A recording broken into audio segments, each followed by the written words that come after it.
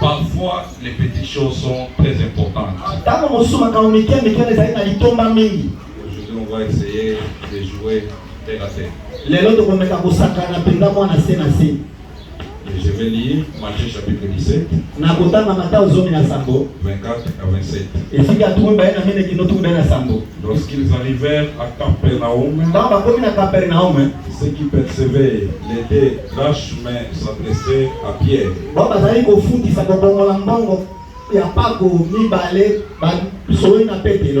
Et lui dit, votre maître ne paye-t-il pas les lâches mains?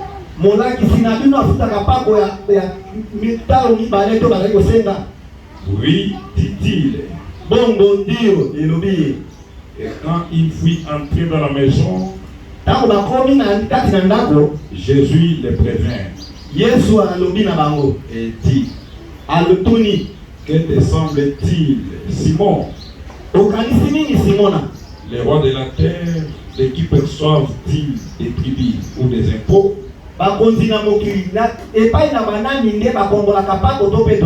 De leurs fils ou des étrangers? Il lui dit des étrangers. Et Jésus lui répondit, les fils en sont donc exempts. Mais pour ne pas les scandaliser,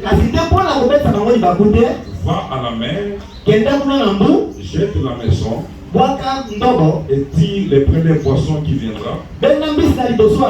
Ouvre-lui la bouche et tu trouveras un stataire. Prends-les et donne-les pour moi et pour toi. Amen. Amen. Et prenons encore Luc chapitre 20, 22 à 25. Nous est-il permis ou non de payer les tribus à César? Jésus, apercevant les rises, les répondit, montrez-moi un dernier. De qui porte-t-il les fichiers de César? Répondirent-ils. Alors il dit, rendez donc à César ce qui est à César et à Dieu ce qui est à Dieu. Que Dieu bénisse la lecture de sa parole. Veuillez vous asseoir. Je pense que la prière a déjà été offerte. Et je crois seulement à la prière de l'homme de Dieu. Je vais un peu édifier l'église ce matin. Donner la place de l'argent dans l'évangile. On nous a souvent dit que l'évangile est gratuit.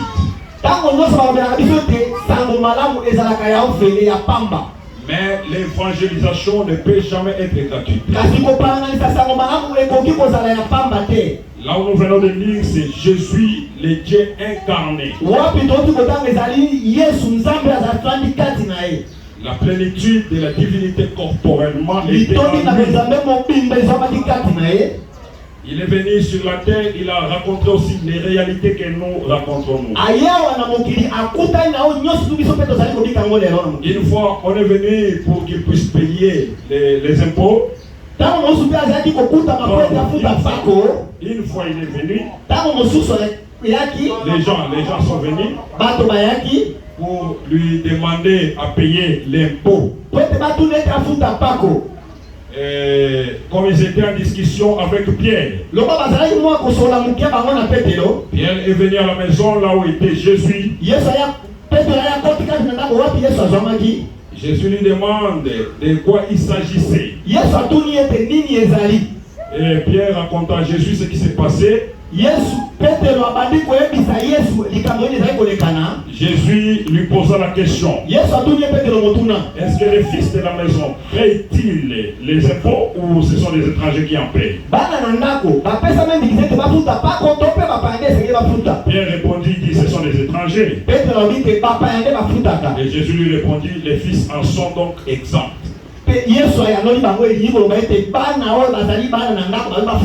Cela veut dire que nous, on ne pouvait pas payer les impôts. Mais pour ne pas les scandaliser, nous allons payer l'impôt. Et comme nous n'avons pas d'argent, Pierre, je t'envoie, vas-y pécher. Jette la maison et tire les premiers poissons. Ouvrez la bouche de ces poissons. Tu trouveras une pièce de monnaie là-bas. Prends-les et paye l'impôt. Vous voyez que même Jésus, pour que l'évangile, pour qu'il puisse bien prêcher l'évangile, et c'est là qui y peut appeler ça à ça le lambongo, il avait aussi besoin de l'argent. Il est le même hier, aujourd'hui, éternellement. Aujourd'hui encore, pour que l'évangile soit prêché librement, nous avons besoin de l'argent. Est-ce que tu peux dire amen à cela? L'argent a sa place dans l'évangile. Et autre part, nous avons dit encore, on est venu pour lui poser la question. Si nous devons payer les impôts ou pas. Il a demandé une pièce de monnaie. Il a rendu cela devant les gens. Il dit voilà les fichiers qui se trouvent dans cette monnaie. Et parfois vous voyez dans les monnaies on trouve les figures des rois et des présidents. On peut marquer même l'emblème du pays ou la signature du Amen. Amen. Mais cela veut dire que tout le monde, tout citoyen doit utiliser l'argent. Que tu sois serviteur de Dieu, qui que tu sois, tu auras besoin de l'argent. Si tu n'avais pas l'argent, on ne pouvait pas être ici. Tout ça, ça nous a coûté l'argent. Les micros, les bancs. Donc tout ce que nous pouvons faire sur la terre, nous aurons toujours besoin de l'argent. Comme lui-même, Dieu dans la chair humaine, il avait aussi besoin de l'argent. C'est pourquoi Frère Branham dit, nous avons... Faut pas être trop rapide avec nous. Frère Branham dit, nous avons lu ça au courant de la semaine. Nous allons relire ça. Dans la brochure voir Dieu. Paragraphe 28. La première obligation des chrétiens, c'est quoi? Il dit, mais vous savez, mon avis est le suivant. Un membre d'église, sa première obligation, c'est de donner sa dîme et ses offrandes. C'est de soutenir son église. Si vous êtes membre de ces belles églises qui sont représentées ici, soutenez votre église. C'est votre premier devoir avec Dieu. Apportez votre dîme et vos offrandes à la maison du trésor. Et la maison du trésor, vous savez certainement ce que c'est. C'est là où vous recevez votre nourriture. C'est donc là où vous recevez votre nourriture spirituelle. Et votre obligation, c'est vis-à-vis de votre église. Et non vis-à-vis d'un évangéliste comme moi. Tu ne payes pas la dîme à moi qui passe. Je suis un missionnaire. La Bible ne dit même pas que vous devez payer la dîme au pasteur. Mais il y a un terme que la Bible a utilisé. Apportez vos dîmes et vos offrandes dans la maison du trésor. Et frère Branham dit, qu'est-ce que c'est la maison du trésor? La maison du trésor, c'est là où vous recevez votre nourriture spirituelle. C'est là où vous recevez la parole. C'est là où on vous nourrit de la parole. Et la maison des trésors aujourd'hui, ce n'est pas cette maison, c'est un homme à qui Dieu a fait de lui un dépôt de la parole pour paître les troupeaux de Dieu. Voilà la maison des trésors. Et les gens qui me comprennent mal, je ne suis pas pour un pasteur et contre un autre. Je ne vous dis même pas d'apporter vos dîmes ici. Vous n'êtes pas obligé de le faire. La Bible dit apportez vos dîmes dans la maison des trésors. Et le prophète dit la maison des trésors, c'est là où vous recevez votre nourriture. Là où vous consommez la parole. C'est ça la maison des trésors. Maintenant tu as la conscience. Je pense que je parle aux gens matures. Tu connais là où tu manges la parole. Alors ton premier devoir, la première obligation, c'est de soutenir cette église là avec vos dîmes et vos offrandes. C'est la première obligation des chrétiens. Un signe même que tu es devenu chrétien. Un signe même que tu es devenu chrétien. La première obligation envers Dieu, c'est de payer la dîme. Je vais vous dire une chose. Vous ne donnez pas la dîme, mais vous payez. Il y a la différence entre quelqu'un qui donne et celui qui doit payer. Donner, super ou ne pas donner, c'est ton choix, c'est ton problème. Mais payer, c'est une obligation. On ne donne pas la dîme, on paye la dîme. Comme les gens de cette terre payent les impôts, ils payent, c'est obligatoire. C'est une obligation pour tout citoyen de payer les impôts, les taxes. Les taxes de l'État pour faire fonctionner son État. Alors je dis, il nous demande l'un dixième de tout ce que nous faisons. C'est une obligation. On ne va pas te supplier, on va te dire que c'est un droit. Si tu me donnes amen, sois béni. Dit dans la brochure les signes. Paragraphe 444. Le 1er septembre 1963. Je me rends bien compte que ce sont vos dîmes et vos offrandes qui me procurent de quoi vivre. C'est grâce à votre soutien, à vous de cette église, que je peux trouver des gens à qui prêcher. C'est grâce à votre amour et à vos amens et à votre communion et à vos bonnes paroles. Partout où vous allez, au milieu de ce monde, dans les différents états de cette nation, ce sont vos paroles qui aident à propager ce message. Et nous sommes des associés dans ceci. Nous sommes frères et sœurs. Et nous les serviteurs, nous sommes pauvres. Nous n'avons pas d'argent. Donne-moi un amen d'abord.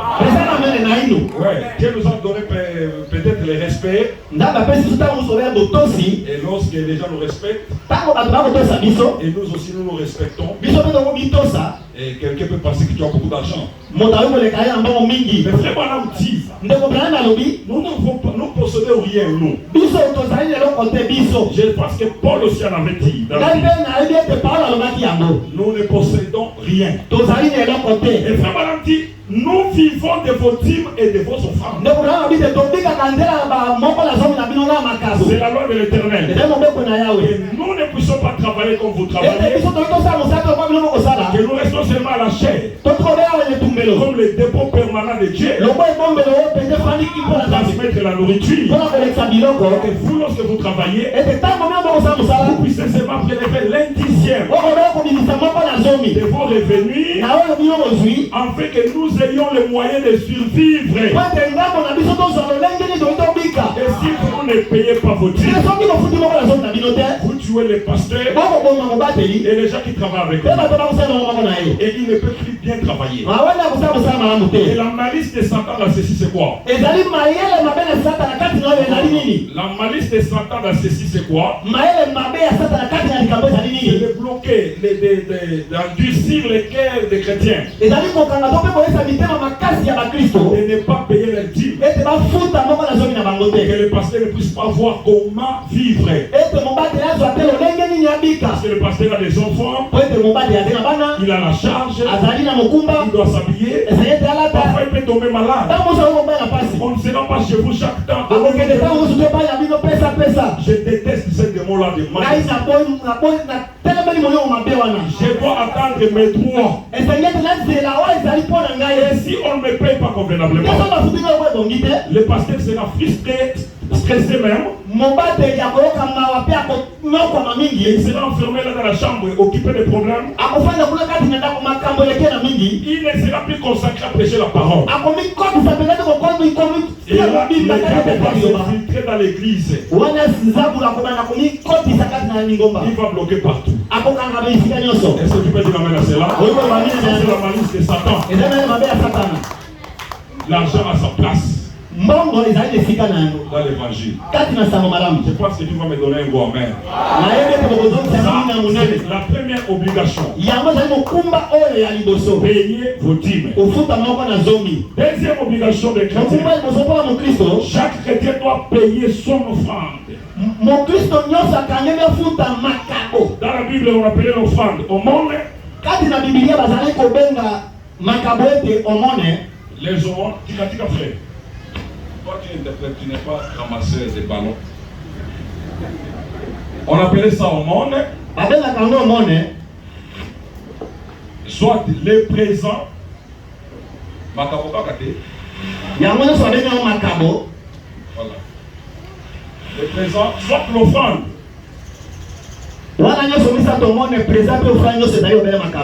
Ça, c'est une obligation aussi. Malheureusement, nous avons des chrétiens qui nous donnent pour l'offrande. Ils négligent l'offrande. Son offrande, c'est 200 francs. 500 francs. 500 francs. Vous qui ne comprenez pas l'impact des offrandes, je vais vous confier un secret. C'est dans Proverbe chapitre 18, verset 16. Vous connaissez l'auteur du livre des Proverbes. C'est un homme que Dieu a béni richement, Salomon. Il va nous partager son expérience au sujet des offrandes. Il dit, le présent d'un homme élargissait la voie. Et vous voulez la caisse, la personne amène. Amen. Comment il est basé là, il les a fermés. Frère, j'aime les pentecôtistes et les dénominationnels.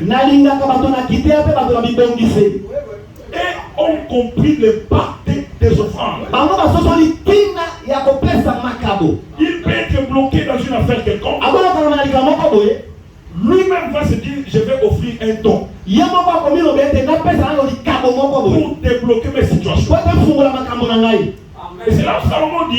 Les présents d'un homme élargit ses savoirs. Les offrandes que tu donnes élargissent la voie. Tu vois, aujourd'hui, ton chemin, ta voie est devenue étroite. Tout est bloqué. Il faut commencer à donner les offrandes. Seigneur, je pars au temple avec cette offrande. Que mes voies soient élargies. Et frère Madame dit, proverbe est toujours. Et cela lui donne accès auprès des grands.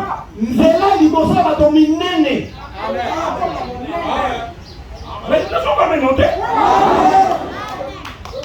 Cela élargit d'abord la foi. Et après, cela te donne accès auprès des grands. Il n'y aura plus de portes fermées devant toi. Toutes les portes seront ouvertes devant toi. Si tu dis amen que cela se passe comme ça. Il ajoute encore. Lui-même, Salomon, il ajoute encore. Dans Proverbe chapitre 11, verset 24. Il dit, tel qui donne libéralement,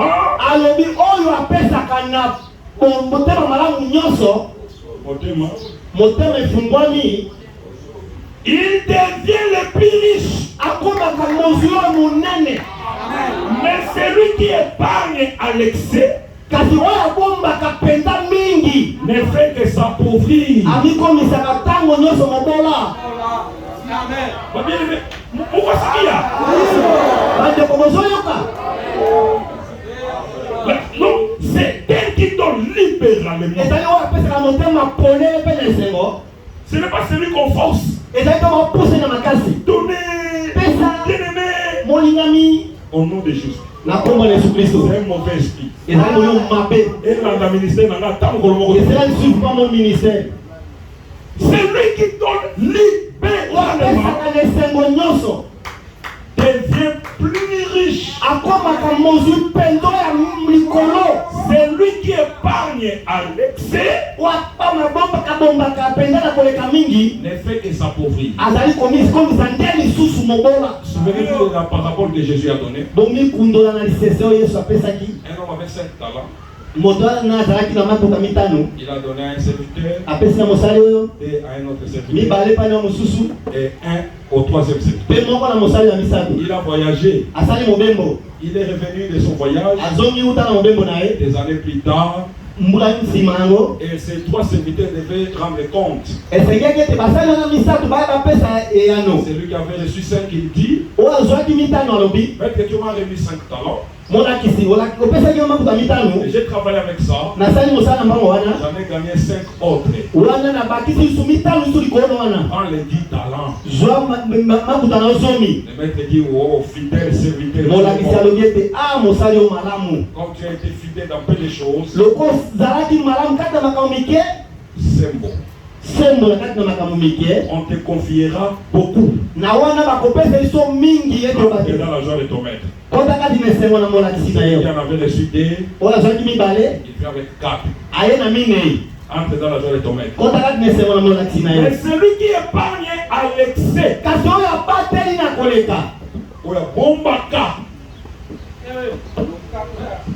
économie, il est allé enterrer ça. Il a dit, maître, voilà ton talent. Prends, tu m'as donné 1, je te remets 1. Le maître dit, un serviteur méchant. Confisquez ça. Jetez-le dans les ténèbres du dehors. Prenez les talents là, donnez ça à celui qui en a reçu 5, il a travaillé avec ça, et cela est devenu 10. Parce qu'il est écrit, on donnera à celui qui en a. Celui-là sera encore dans l'abondance. Mais à celui qui n'en a pas, on notera même le peu yango. C'est pourquoi il faut faire beaucoup d'attention, mes frères. Épargner. Tu n'arrives pas à donner libéralement dans les vérités. Salomon dit, tu ne fais que t'appauvrir. Mais celui qui donne libéralement, il va continuer à s'enrichir. Ses enfants seront riches, les enfants de ses enfants seront riches. C'est la même d'accord. Tu vas rester là. Toi et toute ta descendance, pauvreté sur pauvreté. Mais c'est lui qui donne libéralement, il va s'enrichir. Non seulement lui, mais avec toute sa descendance. Corneille avait invité Pierre. Dans Actes chapitre 10, verset 30 à 31. Pierre a été invité chez Corneille parce que l'ange lui avait visité. Et Corneille dit à Pierre, il y a 4 jours à cette heure-ci, j'ai prié dans ma maison à la 9e heure. Et voici un homme vêtu d'un habit éclatant se présentant devant moi et dit, Corneille, ta prière a été exaucée. Et Dieu s'est souvenu de tes aumônes.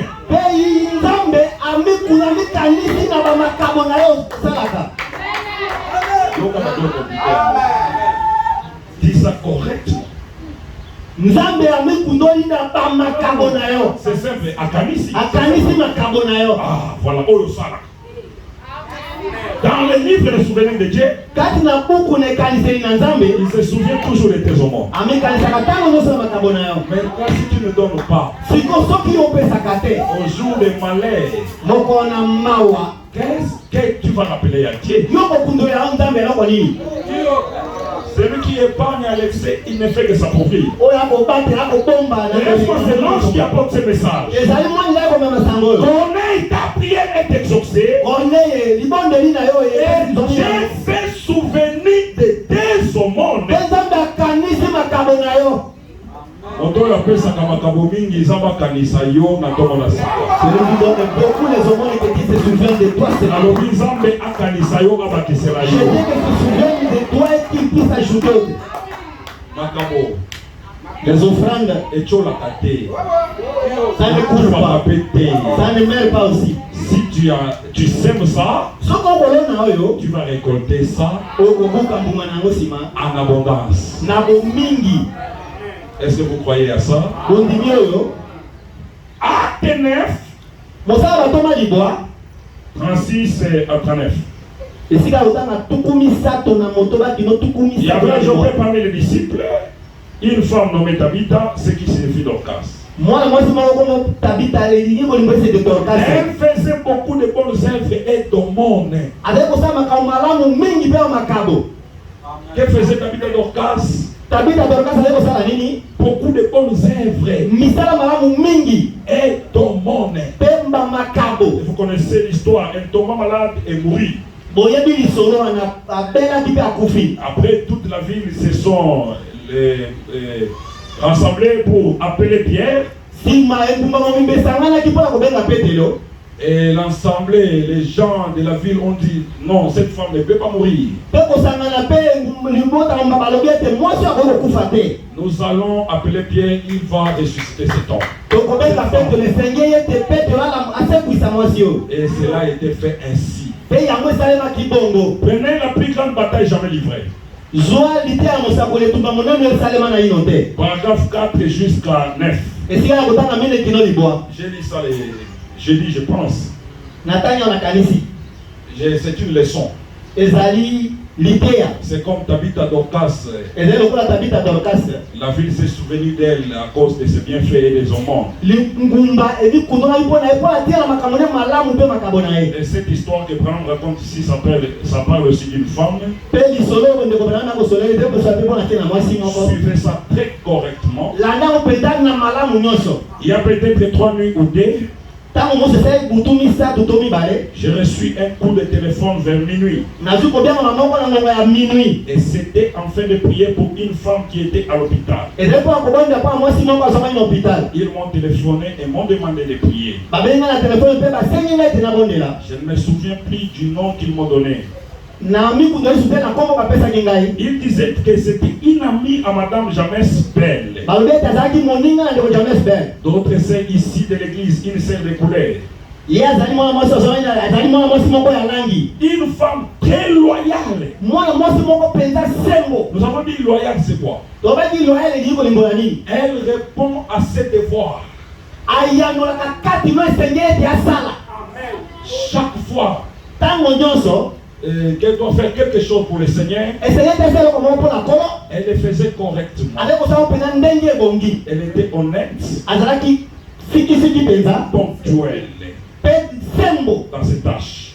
Une femme très bien. Je pense que le nom était Shepherd, c'est lui qu'on m'avait donné. Alors je suis sorti du lit et je me suis agenouillé et j'en ai parlé à ma femme. Et j'ai dit nous devons prier pour Madame Shepherd. Une sœur a téléphoné et c'est une amie à Madame Bell. Nous avons prié pour elle, nous nous sommes remis au lit. Et le lendemain, vers 10 ou 11 heures, j'ai reçu un autre appel, c'était Billy. Et Billy a dit que ce n'était pas Madame Shepherd. Il a dit que c'était Madame Bell elle-même. Ce n'était pas l'amie de Madame Bell. C'était Madame Bell. Et elle est à l'hôpital, c'est très grave. Je suis allé à toute vitesse. Mais elle était partie. Le Seigneur avait rappelé Madame Bell à la maison. Madame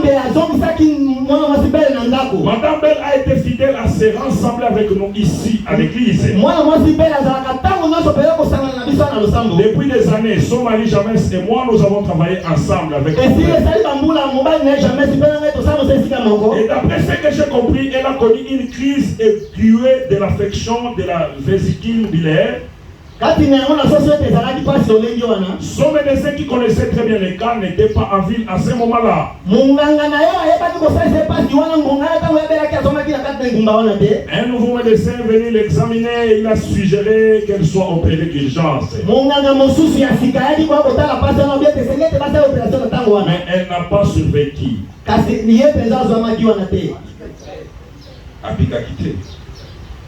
Le Seigneur avait pris Madame Bell à la maison. Dit, et comme ils se sont exprimés mal,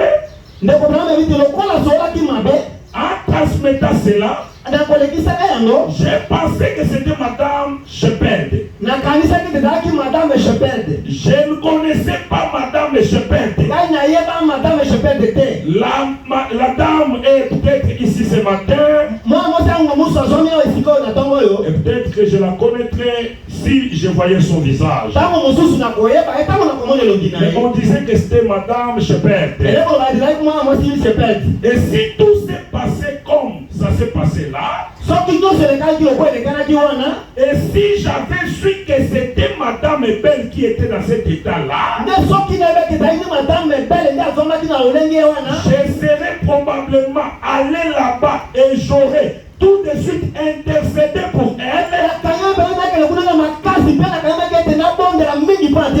Et alors voyez-vous ça, Dieu ne voulait pas que nous fassions ça comme ça peut-être. Ça m'amène à dire. Vraiment donner l'exemple.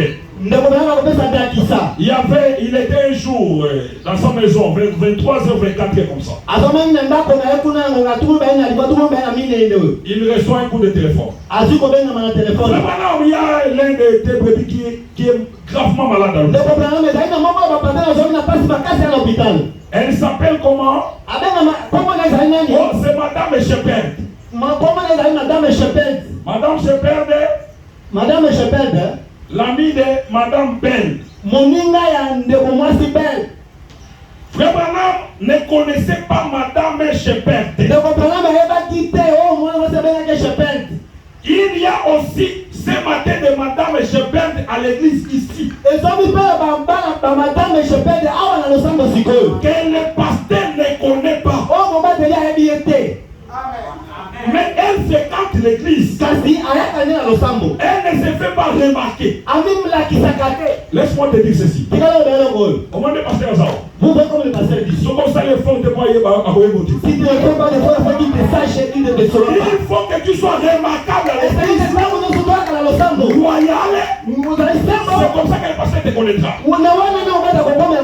Madame Shepard, le pasteur Philippe William Branham ne le connaît pas. Madame Shepard, William Branham qui était. On dit qu'elle est gravement malade à l'hôpital. Frère Branham prend ça à la légère. Parce que vous ne pouvez pas vous approfondir sur la chose de quelqu'un que vous ne connaissez pas. Vous n'avez aucun souvenir d'elle. Il n'y a aucune motivation pour aller vraiment intercéder pour elle. Il a seulement prié avec sa femme, c'était léger. 2 ou 3 jours, la maladie continuait à s'aggraver. Bien que c'est Branham qui a prié, mais ce n'était pas une profonde prière. Et la maladie commençait à s'aggraver encore. 2 ou 3 jours, Frère Branham, on a fait l'erreur.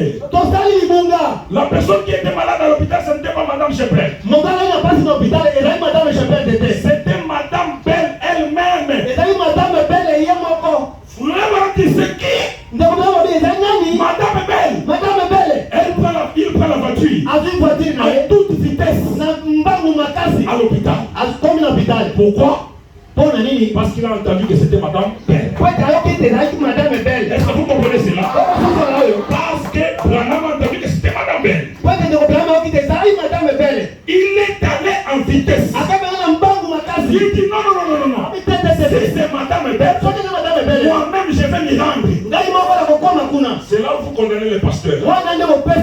Oh, le pasteur a de l'injustice. Non, ce n'est pas de l'injustice. Même naturellement, il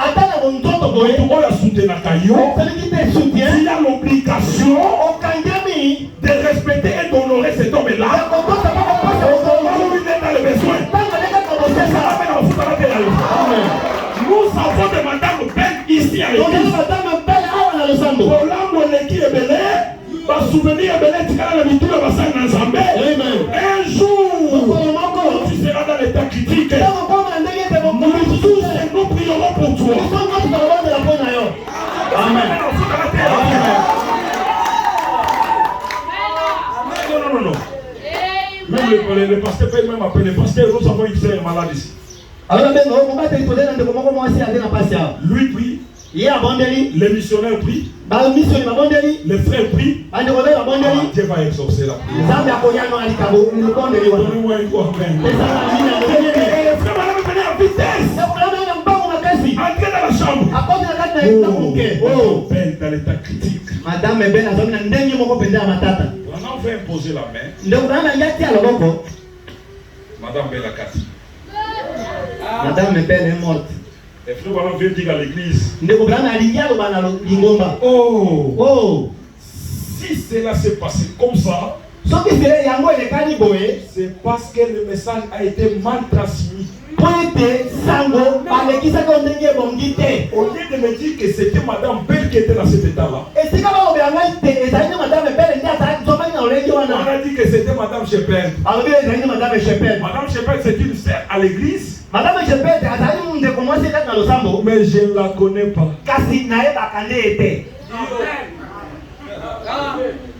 Sanya biloko to mona kate. Naloba.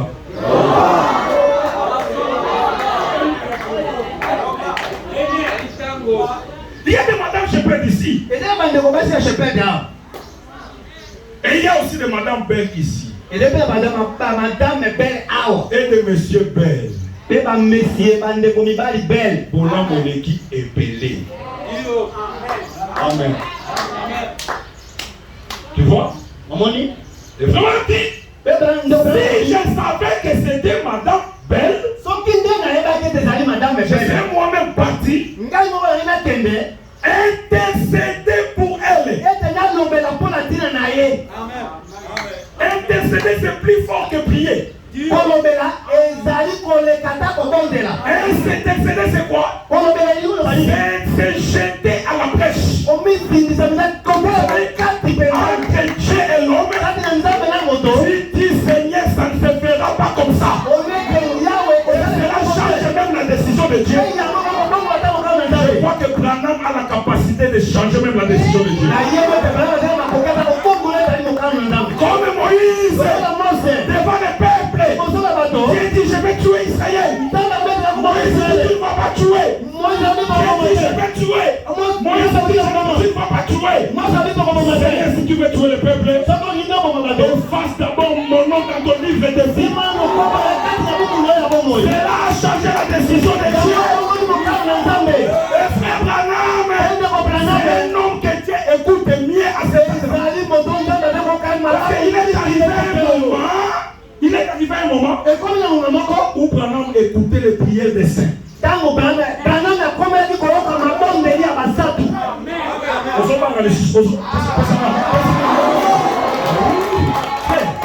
écoutait la prière des saints. Dans la brochure, regardez l'invisible. Paragraphe 16-17.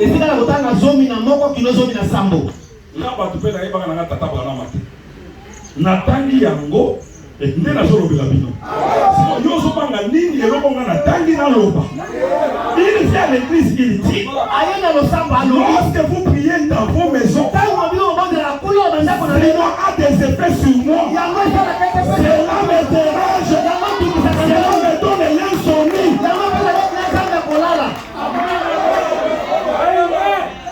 Laisse-moi te dire encore un secret.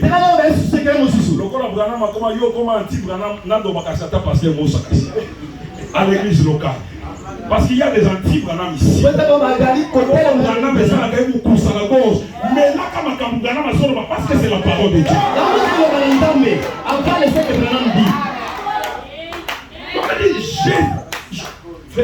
Et il dit, alors si cela s'est passé comme ça, c'est que c'est Dieu qui a voulu. Voilà pourquoi il a compliqué. Parce que Dieu savait que ceux qui bataillent comme belle, Branham a empêché plan en out. Si on parlait du nom de Belle, Branham devrait bouleverser mon plan. Bien de mon corps, à bouleverser quand langage bas. Et Branham va y aller en retard. Ok. Branham va dire, ah Seigneur. Ceux qui associent dans la yaka. Amen. Soyez madame belle, ne soyez pas Shepard.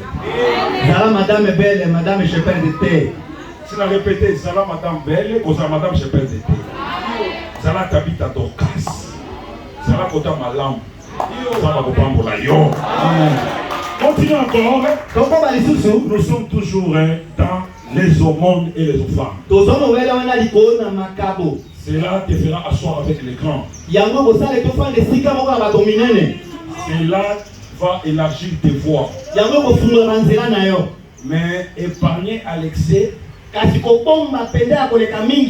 va t'appauvrir. Une délivrance totale. Paragraphe 39. Frère de moi, avons essayé avec l'argent que le frère avait que je ne voulais pas prendre en tant qu'individu. C'est ainsi que nous avons donc décidé de donner cela au peuple canadien. Sans même en prélever une offrande. Mais cela n'a pas bien marché. C'était des belles réunions. Mais comme nous n'avions pas prélevé l'offrande, point de suspension. Il a avalé les paroles. Amen. Le Bible dit, nous avons prélevé l'offrande pour des réunions, mais je n'ai pas voulu utiliser ça. C'est voilà, on ne voulait pas trop demander l'argent. C'était une faiblesse. Et il y avait un frère qui l'avait reproché. Une femme veut venir avec l'offrande, la dîme. Elle était très pauvre. Frère refuse sa dîme. Un frère lui dit, frère Branham, tu fais l'erreur. Tu ne bénis pas cette femme, mais tu la rends pauvre.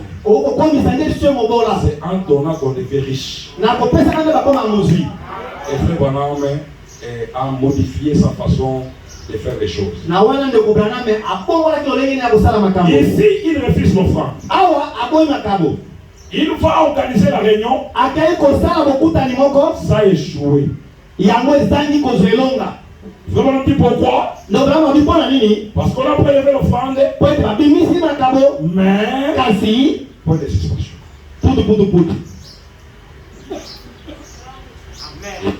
Il continue. Il dit maintenant, peu m'importe si l'église peut valoir 100 milliards de dollars. C'est votre devoir envers Dieu que vous préleviez l'offrande.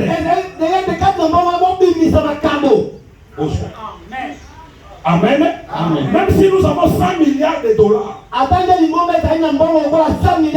Et que Dieu nous bénit ici à l'église. Les frères deviennent des millionnaires. Des sœurs des millionnaires. Et le pasteur lui-même milliardaire. Dit peu importe. Vous devez toujours prélever l'offrande. Pourquoi vous devez toujours prélever l'offrande? Ça fait partie de l'adoration. Ça fait partie de l'adoration. L'offrande fait partie de l'adoration. L'adoration c'est quoi? Chanter, prier, écouter la parole, danser et donner les offrandes. Et les dîmes. Ça fait partie de quoi? De l'adoration. Imaginez-vous. Abraham monte sur la montagne pour adorer. Mais ça un animal. Tu vas les chasser. Abraham, tu montes sur la montagne sans l'animal sur l'autel. Même Caïn avait donné l'offrande. Même si j'avais refusé ça, mais quand même il avait donné. Toi vraiment tu viens à l'église sans offrande chaque jour.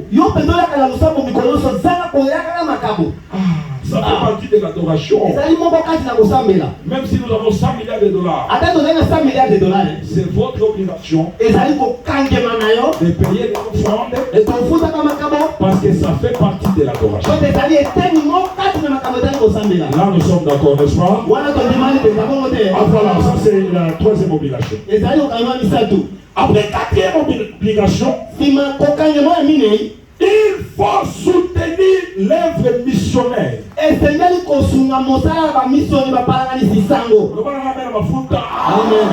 Les missionnaires, ils marchent avec les bénédictions. Il y a des missionnaires qui marchent pour de l'argent. Il y a d'autres noms. C'est pour l'évangile. Amen. Amen. Et c'est pourquoi je ne crois pas qu'il y a quelqu'un que moi j'avais demandé l'argent ici depuis que je suis ici. Amen.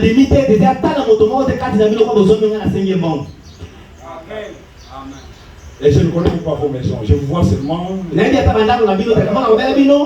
On n'est pas ici pour demander. Les 5 semaines, papa, au salaire ici, au salaire terrible. Il fait beaucoup de travail. Et puis, on a des gens qui ont acclamer le Seigneur Jésus-Christ. Vous voyez, nous faisons ça. Il y a des pasteurs, missionnaires. Donc lorsqu'ils voient un missionnaire, ils voient comme si c'est un mendiant qui vient les dégager. Oh, il y a des gens que le Seigneur lui dit, sors, maintenant tu dois aller prêcher l'évangile. D'autres personnes doivent écouter ton ministère.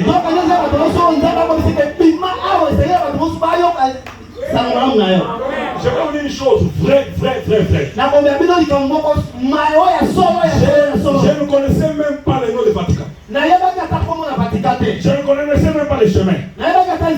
J'avais passé ça, je suis allé au port. Par l'ordre du Seigneur. Comme Dieu m'a dit, va t'asseoir là.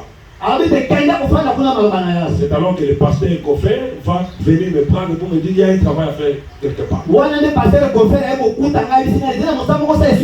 J'ai dit, voilà pourquoi Dieu m'a dit de m'asseoir ici au port. Bon, Moussalo n'a sali n'a bino à boy. Bon, on dit que les hommes d'Atina qui n'ont pas nous avons le résultat. Amen. C'est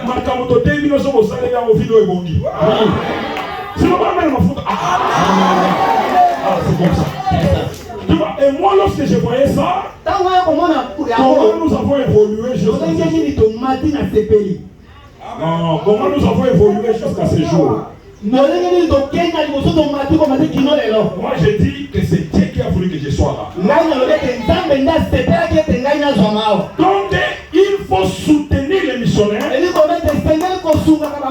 Parce que celui qui fait l'être missionnaire est dans la volonté parfaite de Dieu.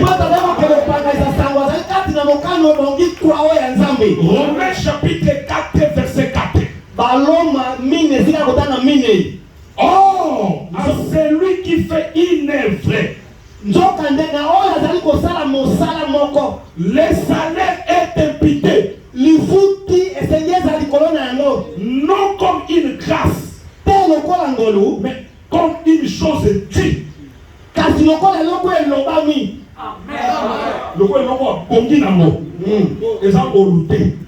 Celui qui fait l'œuvre, le salaire est obligatoire. Ce n'est pas une grâce, mais c'est une obligation.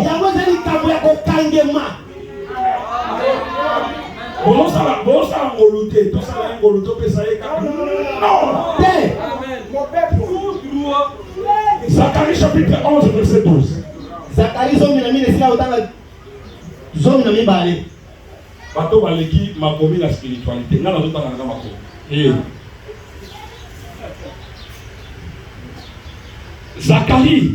Zacharie, après avoir fait l'œuvre de Dieu, pour lui payer son salaire, il vient réclamer. Zacharie 11 verset 12. Je leur dis, si vous le trouvez bon, donnez-moi mon salaire. Sinon, ne le donnez pas. Et il pesait mon salaire 30 cycles d'argent. Et comme c'était une obligation, ce n'est pas une grâce, Zacharie est allé réclamer son salaire. J'ai prêché, j'ai prié pour les malades. Alors, donnez-moi mon salaire.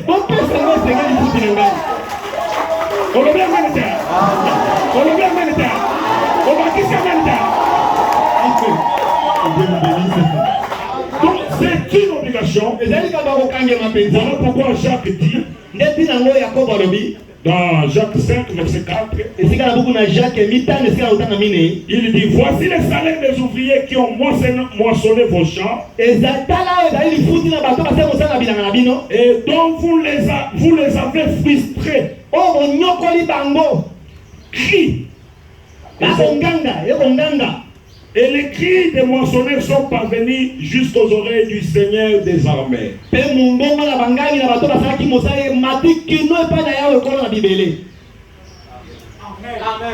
Je répète.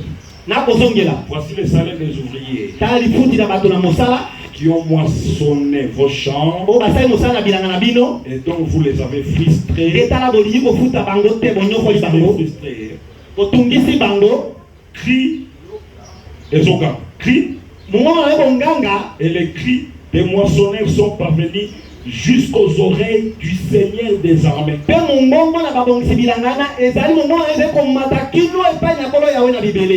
Pas le Seigneur de grâce. Pas le Seigneur de miséricorde. Lorsqu'il s'agit de payer, vous n'avez pas payé. Et que vous avez frustré l'homme de Dieu.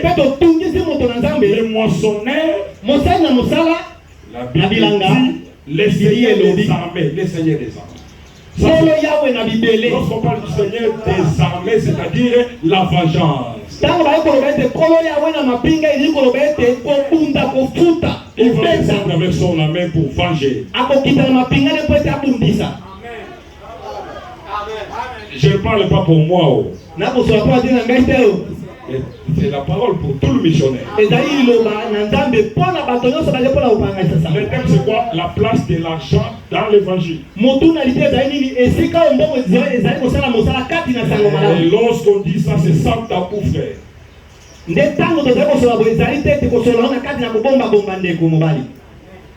Élie est le frère de farine. Paragraphe 92. Vraiment dit, n'importe quel croyant en Dieu partagera avec un autre jusqu'à ce qu'il n'ait plus rien. Oui. C'est ce qu'il y a chez les pentecôtistes. Donc du côté de soutenir l'œuvre de Dieu, Frère Branham dit, les pentecôtistes font ça mieux. Bino va comprendre un message parce que makambo nyonso on est pas pentecôtiste pas dénomination ba pentecôtiste makambo nyonso ezalaka mabe te kuna ezate nyonso basala ndeza mabe. Frère, on a prêché un sujet quoi? Là où je pense que les pentecôtistes ont failli. Et si kani na ya komone ete bato na kitela bakpeyaki babe na on dit ce qui adverbe, ce qui circonstanciel est lié, ce qui bon, ça parle du lien. Et on s'en prend les cigares. Ça dit quoi? Là où je pense que les pentecôtistes ont failli. Cela veut dire qu'ils n'ont pas failli partout. Il y a quelque part là où ils sont faillis. C'est pas la manifestation des dons. Le parler en langue est considéré comme signe initial du baptême du Saint-Esprit. C'est là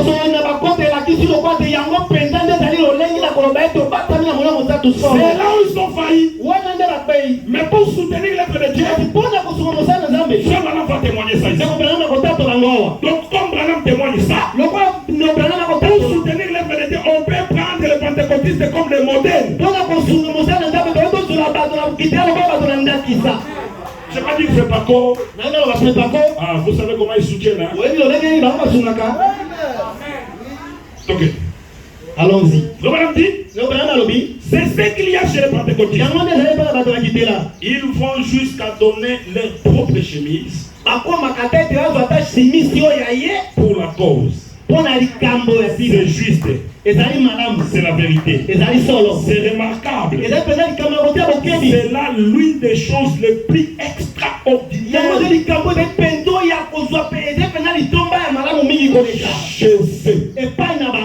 Qui? Les pentecôtistes. C'est l'une des choses extraordinaires chez eux. Soutenir l'œuvre de Dieu. Il peut prendre même sa chemise pour la cause. Alors que j'ai des frères ici, c'est qui sont dans la tête, c'est du tonnerre. Il connaît bien expliquer ça. Mais donner. Papa, c'est tout ça organisé. C'est tout ça organisé. L'argent a sa place à l'église. Mais ça l'amène à terre.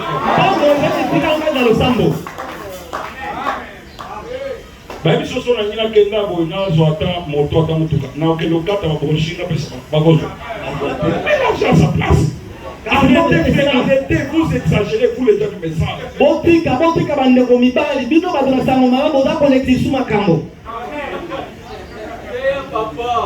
Il donne même les chemises pour la c'est l'une des choses extraordinaires chez lui. Ce sont les plus grands donateurs du monde.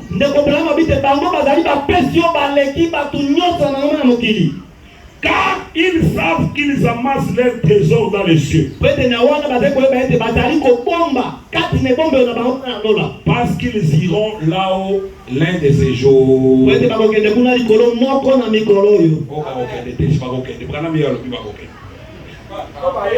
Yo aussi pas fou la lola pour fou la bateau yo ligi. O kangela ba yo boy.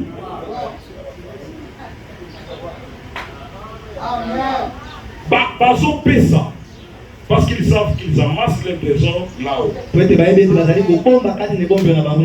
raconter l'histoire, c'est un peu long. Mais je vais donner seulement la citation. La parole immuable de Dieu, entre parenthèses, Dieu tient sa parole. Paragraphe 74. Un jour, on vient dire à Frère Branham, il y a une femme qui veut te voir. Et c'est une femme importante de la ville. La duchesse est son nom. Vraiment dit, bon, j'ai beaucoup de malades ici, je ne vais pas laisser les malades pour aller suivre la duchesse. Mais la duchesse insiste, il dit, moi je vais voir Frère Branham. S'il ne sort pas maintenant, moi je reste à la porte jusqu'à ce que je vais les voir. Une femme qui ne croyait pas les messages. Elle était une femme importante de la ville. Et lorsque Frère Branham sort, parce que la duchesse a insisté, la duchesse a dit, il va retourner pour s'occuper des malades, mais moi, je vais seulement prendre quelques minutes avec lui. Et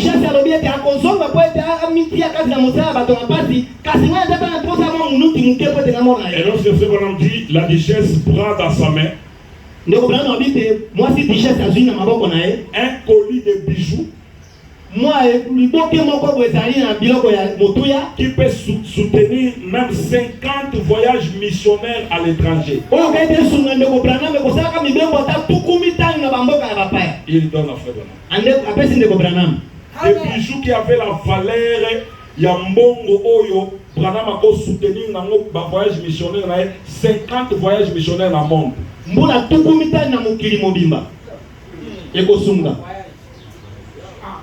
Elle ne croyait pas le message. Mais ce sont des véritables donateurs du monde. Les pentecôtistes. Je connais. Un pentecôtiste qui a l'argent. Pasteur Nayala Nandabande. Son pasteur puisse dormir dans la maison qui a des pailles. Pardon. Pas comme beaucoup de gens maintenant. Token de là. Token de frère. Mais ça m'amène à dire que au moins, dans le bas qui n'est pas quelque part. Tous à la gentillesse, les les pentecôtistes soutiennent l'œuvre de Dieu. Ils soutiennent l'œuvre missionnaire. Ici, tu vois un frère. Ah, pasteur, pasteur, vous partez, vous nous laissez. Pour mon devrait rester ici avec toi, même durant 5 mois. Et ce frère, tu vas regarder, est-ce que ce frère m'a donné une fois 20 000 francs depuis que je suis ici? Il parle de 5 mois. Il ne connaît pas les réalités que toi, le missionnaire, tu penses. Quelle charge que tu as? Lui, sa joie, c'est de venir à l'église, tu le prêches des bonnes choses. Amen. Voilà les sept qui sont face. Ça, c'est les mystères. Mais vous mourrez pauvre, tu ne vois pas. Tu n'as même pas des habits pour porter, non? Mais je vous ai dit, frère Branham ici. Frère Branham regarde son église, il dit, aucun de vous aujourd'hui ne vit dans la pauvreté et je suis dans la joie pour cela. Tous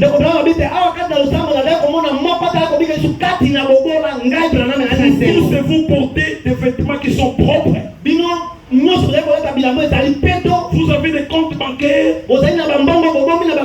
Toi ici tu crois que croire en Jésus c'est rester pauvre. Ça c'est la sorcellerie au nom de Jésus.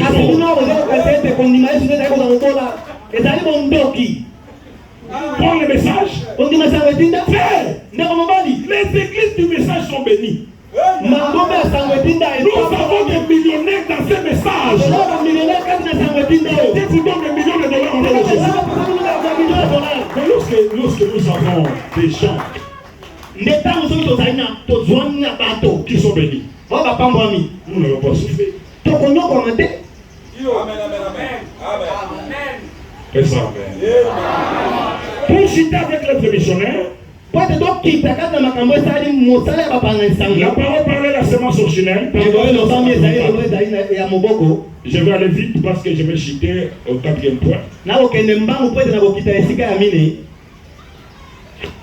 Jésus a dit, celui qui reçoit ce que j'envoie me reçoit.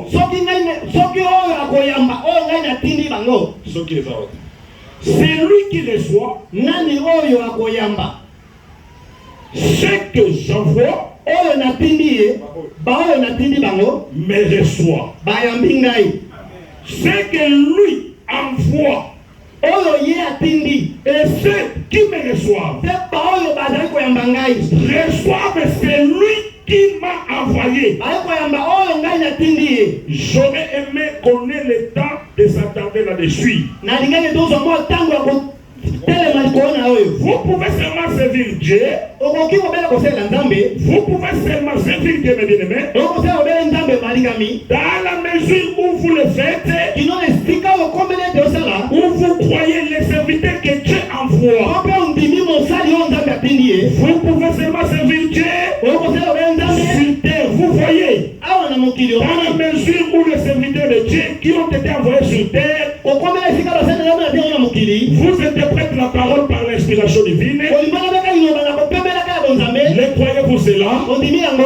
La meilleure manière de servir Dieu, c'est de recevoir les envoyés de Dieu. Là, vous servez Dieu correctement. Je passe aux missionnaires, c'est déjà passé. Maintenant, je vais citer ici. Vous devez soutenir le pasteur. Le pasteur de l'église. Ainsi que votre église. Et les pentecôtistes maîtrisent bien ces choses. Qu'est-ce dit Galates chapitre 6, verset 6? Que celui à qui l'on enseigne la parole fasse part de tous ses biens à celui qui l'enseigne. Amen. Amen. Moto bazole se liloba akabola bojinaye na moto bazole se liloba. Amen.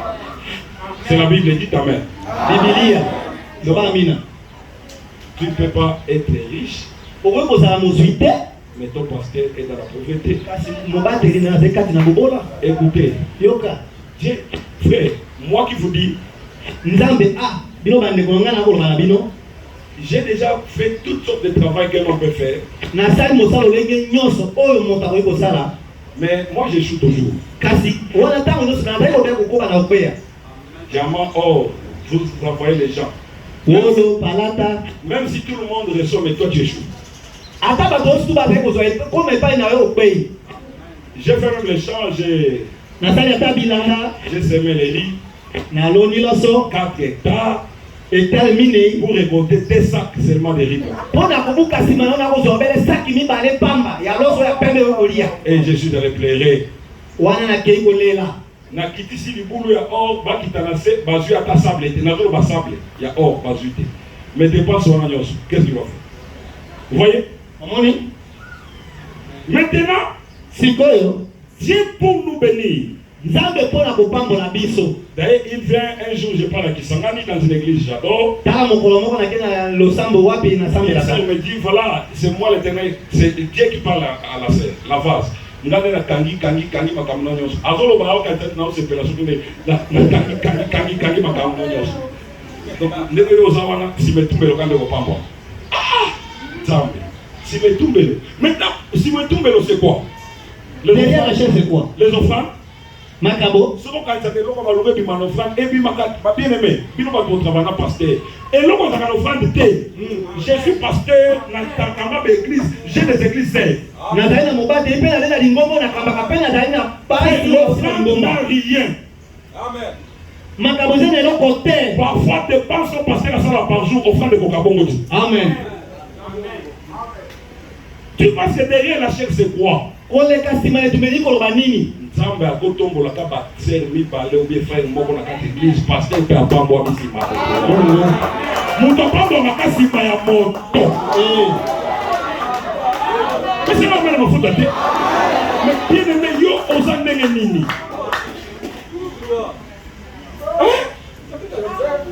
Donc on est là dans 1 Corinthiens chapitre 9.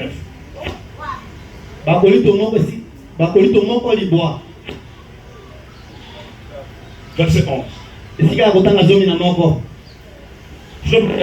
Frère Paul dit, si nous avons semé parmi vous les biens spirituels, est une grosse affaire si nous moissonnons vos biens temporels.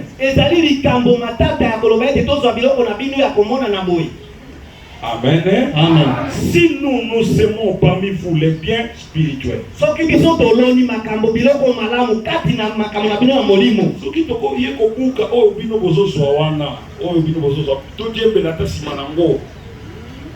Tout le monde n'a pas partout. Oui, mais ça va bander le moki. Hein? Ça va bander le moki. Ngana vous salam d'abete. Attends mon colo. Et si Dieu me dit, mais frère, je vais t'envoyer. Naboyate. Et je le dis, m'écoute, je le dis avec mon cœur. Moi,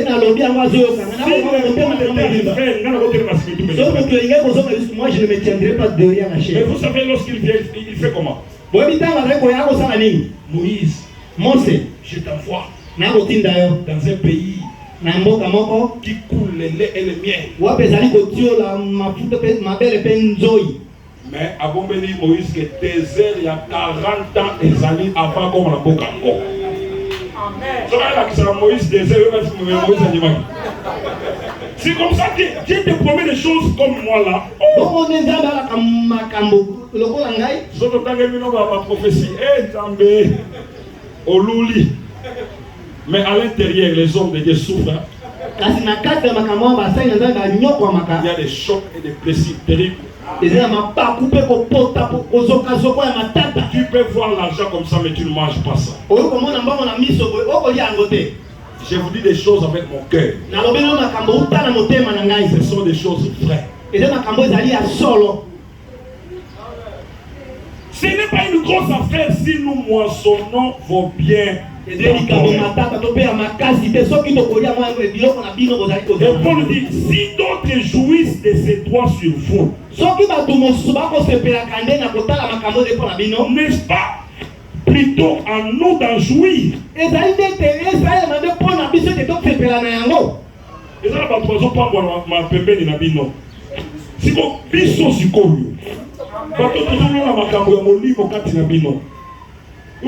papa tel a un problème ou bien maman tel, tu t'agenouilles, attends au yébisi et tu pries à la maison. Et vous savez, beaucoup de réussites, des résultats que vous avez dans le travail, ce n'est pas votre force, ce n'est pas votre intelligence. Il faut reconnaître Dieu pour la grâce qu'il vous a fait. Frère, vous avez la commerce? Non. Il y a combien de bateaux qui ont appelé ce conseil au salaire pour une famille, mais il y a une expérience éthique dans mon tour, mais commerce est aussi battu. Il y a un maïel, on les dit bateau, il y a un maïel. Quelle compétence que tu as? Ce qui est un bateau, le bac merci chaque jour, on peut soutenir comme ça dans la Zambie. Mais ça m'amène à terre, frère. Il faut soutenir les vérités. D'autres personnes se retrouvent auprès de vous. Mais nous demeurons toujours pauvres. Oh, frère Branham dit dans la brochure, quelle brochure c'était? Dans l'âge de l'église des frères, je pense. Non. La présence du Seigneur Jésus. Paragraphe 5. Et ça, on a mis tant. Et ça, on l'a eu, mais nous sommes en katikati. Frère Branham dit, vous ne recevez pas une lettre comme cela. Et je crois que votre argent appartient à votre église. C'est exactement là sa place. Et mettez ça dans votre église. Vos dîmes et autres pour soutenir votre église.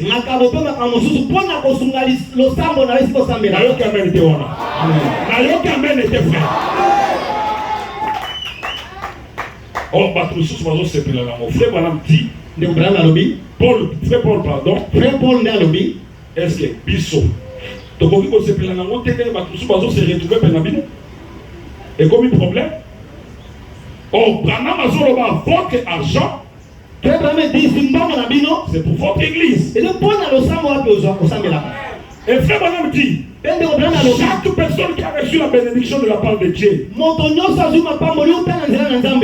rendra compte de la manière qu'il a utilisé ça.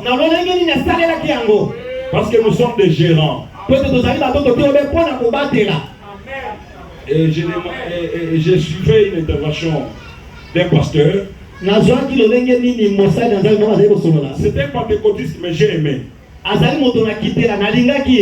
Il blâmait le pasteur, il dit, le pasteur. Vous le pasteur qui disait les secrets de la bénédiction ou les secrets de la réussite, c'est la prière. Il dit, fermez vos bouches. Vous ne priez pas plus que tout le monde. Vous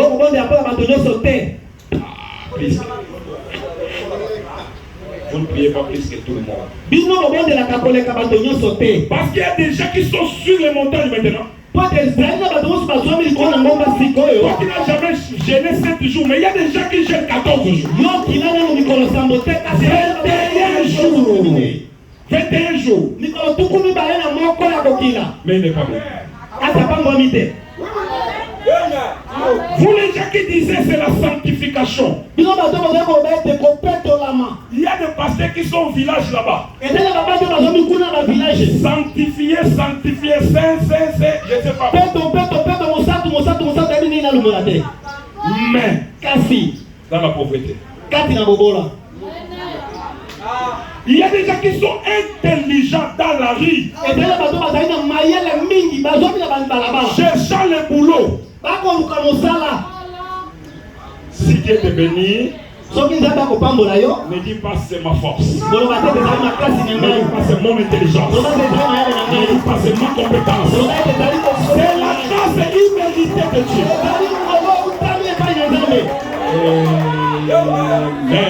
Très bien, la Bible dit. La Bible, pardon, ça dit au peuple d'Israël, lorsque vous entrez dans votre patrie et que vous aurez à manger, à boire, le lait et le miel, ne dites jamais c'est notre force, c'est notre puissance, c'est notre savoir. Remerciez Dieu pour ce que vous avez trouvé. Parce que votre père Abraham, qui vous a laissé cet héritage, il n'a pas cherché Dieu. Mais c'est Dieu qui est allé les chercher pour les placer dans cet endroit-là, dans le pays qui coule le lait et le miel.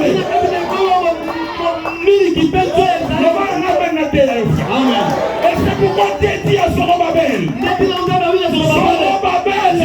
ce n'est ni par la puissance, ni par la force, c'est par mon esprit. Ainsi dit le Seigneur.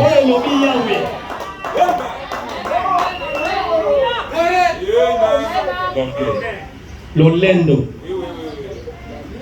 Bonjour papa. Mbote papa.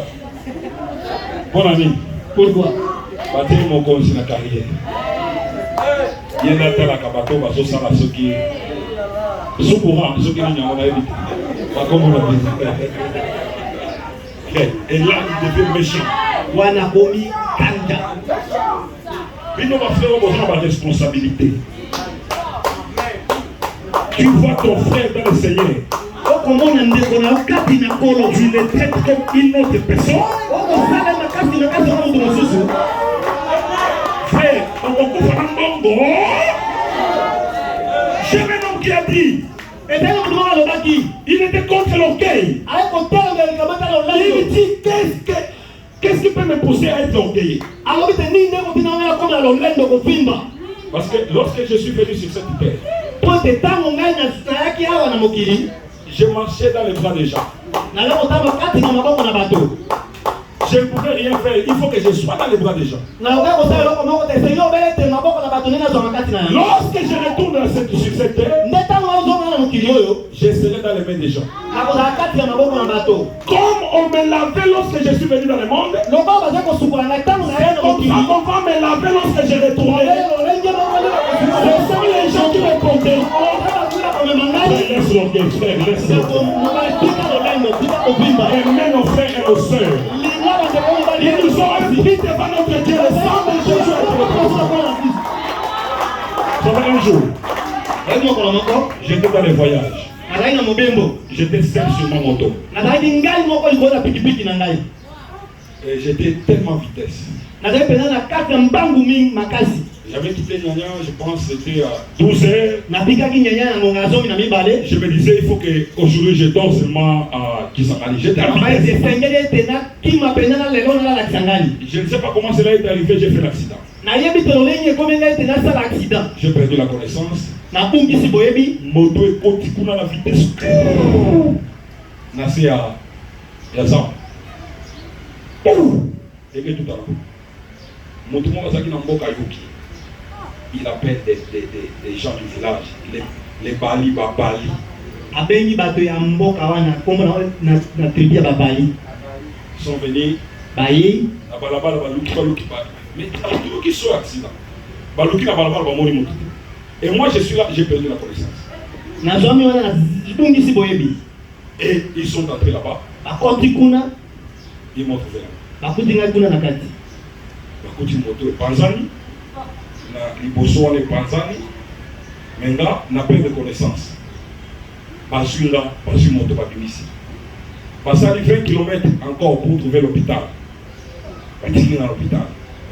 Ba meki ba poche ba zumbo ezaki na poche ba futi hôpital. Ba fiche ba dit moi j'ai nazomi yebate. Ils sont restés là, dans un traitement Bafambi wana nazomi yebate. Ba zongi lobi na tongo ezaki na ba 2 heures du matin na sutuka. Na yoki zoto kilo. Nazawa. Mais comprendre, tant on a contact un accident, on a un accident, mais tant on a pointé, on a eu pas question. Ah, c'est ce que j'ai fait l'accident. On m'a traité le matin, et puis on a pris on a mis son téléphone, tout. Bazo qui a été le monde. Attends, et le monde. J'ai cherché ces gens-là, je les ai trouvés. Or, les frères là, qui ont dirigé l'équipe, à zone carte de l'État, on a commis combo. À que ça la recherche sur Facebook a dit une invitation.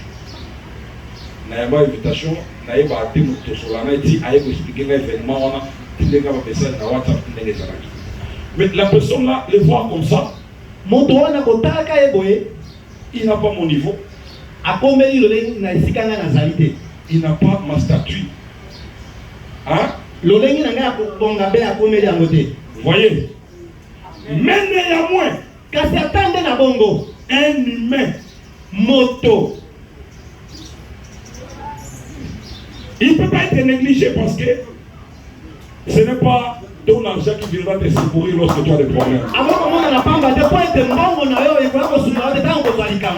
Il ne connaissait pas que j'ai affaire à un pasteur. Mais il a fait son devoir en tant qu'un homme. C'est pourquoi partout tu arrives, il faut considérer les gens que tu trouves là. Mon double à la grande et ceux qui va petit bazar. Oui, il faut la petit bazar pour eux à la grande. Et celui qui veut être grand doit devenir petit, s'inviter les gens. Mais ça va faire la volonté.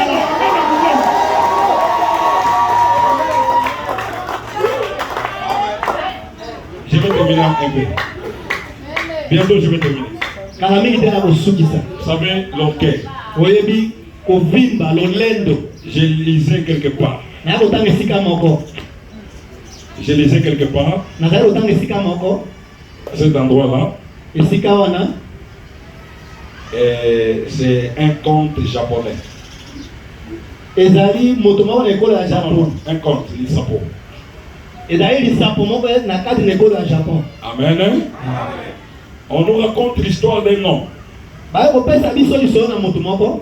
Il cassait les pieds. Son nom était Mogo. Mogo, son métier était casser les pieds. Il était cassé les pieds. Et Mogo était trop orgueilleux. Il enviait les autres, les riches. Lorsqu'il voyait un riche, il disait, oh Seigneur, pourquoi tu m'as fait casser les pieds? Moi j'aime régner sur tout le monde. Être riche, avoir des serviteurs et des servantes. Un jour Dieu lui dit, Mogo le casseur de pierre. Je t'aime comme je t'ai fait. Reste ce que tu es. Mogo dit non. Je vais devenir riche. Il n'y a personne qui peut dominer sur moi. Un jour, il voit un riche descendre sur sa voiture. Oh Seigneur, si je peux devenir comme ce homme. Regarde comment il marche. Regarde sa voiture. Eh Seigneur, quel super homme. L'ange lui dit, Mogo, tu veux devenir comme cet homme? Oui, je vais devenir comme ça. Ok, vas-y. Deviens riche. Mogo se retrouve dans une maison, une belle maison. Tout était là. des voitures, ainsi de suite. Il a commencé à maltraiter les gens. S'il t'appelle, il te dit, moi je vais sortir, allez, toi dors là-bas, je vais que tu veux sur toi, je me dis.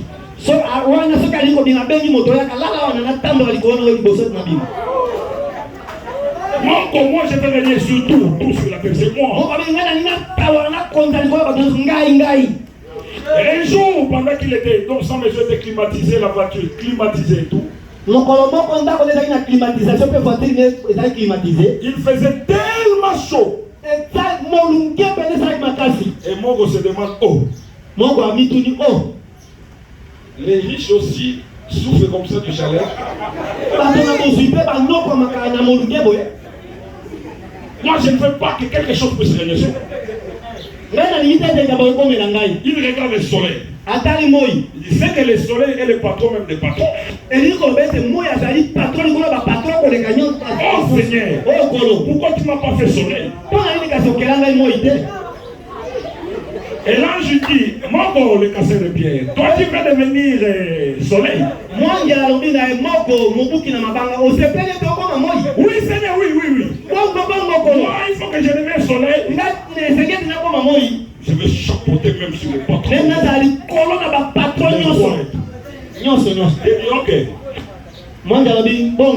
Deviens soleil. Moi il est déjà soleil. Mongo est devenu soleil. Et il dit maintenant je vais régner. Chaleur chaque jour. Chaleur chaque jour. Chaleur chaque jour. Un jour, il a déployé ses rayons partout. Les gens étaient comme ça. Lorsqu'il dit, Moïse, voilà, c'est ce que moi j'aimais. Comment appelez ça soleil? Mais moi, ça c'est moi Mongo. C'est moi qui règne ici. Lorsque les gens disaient soleil, ça le faisait du bien. Et un jour, il a même fait mal qu'il besoin que tout le monde dise Moïse. Mais il voit une petite nuage. Et la pluie, ça commence à venir pour couvrir les soleils. Une petite nuage vient, ça commence à couvrir les soleils. Bon, on dit c'est quoi devant moi? Disons qu'il y a quelque chose encore qui peut résister au soleil. Moi je vais devenir cette nuage. Parce que je ne veux pas que quelqu'un soit supérieur à moi. Je vais devenir nuage. Et là je me dis, Mongo, tu veux encore quitter le soleil et devenir nuage? Ah oui, moi je deviens nuage. Pas question de soleil. Moi je pense que le soleil c'est la fin. Là je me dis quoi? Ça va devenir nuage. Devenir nuage. Il devient nuage chaque jour. Boula. Chaque jour pluie. Boula. Chaque jour pluie. Lorsque les gens disaient pluie, Mikolo, les autres disaient vous comprenez pas que ça c'est mon Mongo. Et après, l'ouragan est venu.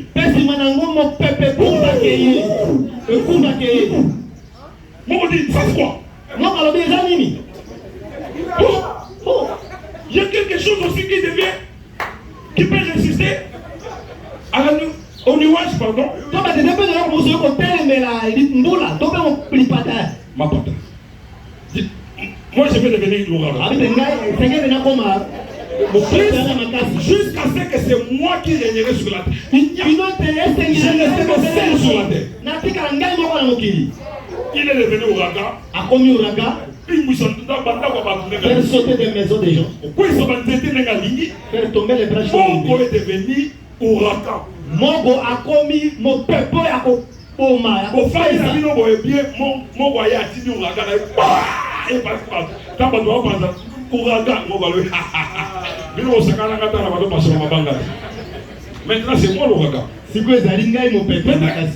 va là-bas à l'océan. Un grand rocher qui ne bougeait pas. Un grand rocher qui ne bougeait pas. On me dit mais comment? moi je prédis, mais tout, mais ces rochers-là me résistent. Il y a quelque chose au ici qui peut résister à moi, l'ouragan. Je deviens ces rochers. L'ange dit mogo. Jusqu'où comme ça tu peux. Non, l'ange, moi je devais. Ok, j'avais dit que je te respecterai. Voilà. Deviens ces rochers. Il devient grand rocher. Maintenant, les collègues. Casseurs de pierre, ils sont restés casseurs de pierre. Ils viennent pour casser les rochers. Envoûté du pouvoir. Il y a quoi ici? Il y a quelque chose aussi qui peut bouger. Moi, l'ouragan, il casse. Seigneur, je vais devenir ça. L'ange dit, deviens ça. Il se retrouve sur les rochers avec les marteaux. Le travail que j'avais refusé, casser de pierre. Non, tu resteras cassé de pierre. Tu resteras. Change-moi. Non.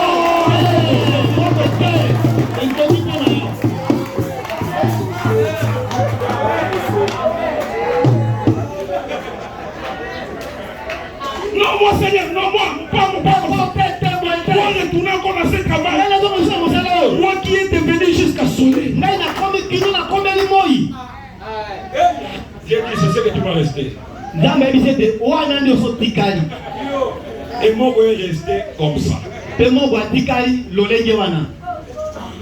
vais interpréter ça après. Prenez cette petite citation, j'arrête là parce que je vous ai beaucoup parlé.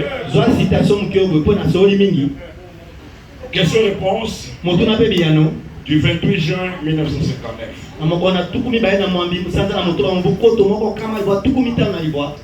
C'est ce que Frère Branham va dire et puis nous arrêtons là. Dieu a du mal. Dieu a du mal à pouvoir trouver quelqu'un avec qui il peut traiter. Quelqu'un qui restera humble et doux et qui attendra jusqu'à ce que Dieu l'appelle à faire quelque chose. Écoutez maintenant. Un homme que Dieu peut bénir.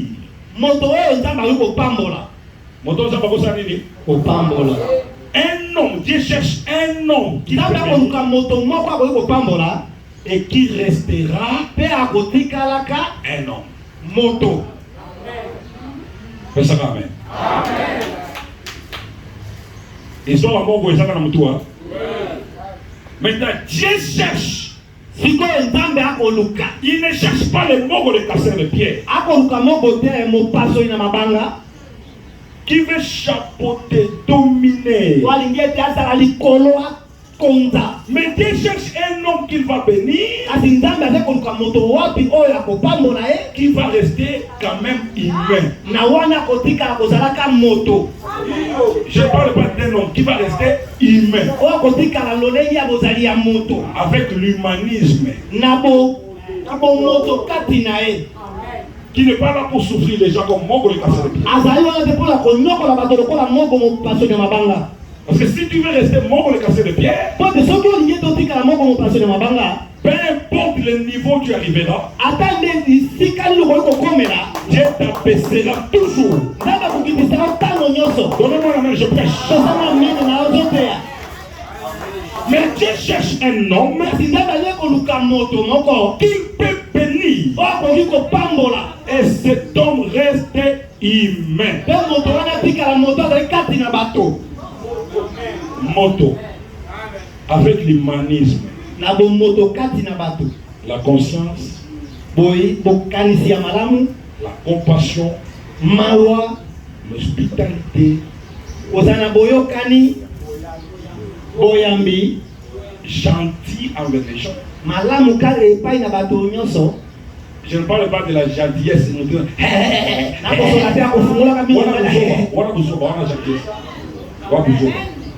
Je ne parle pas de ça. Ce n'est pas ça le charisme.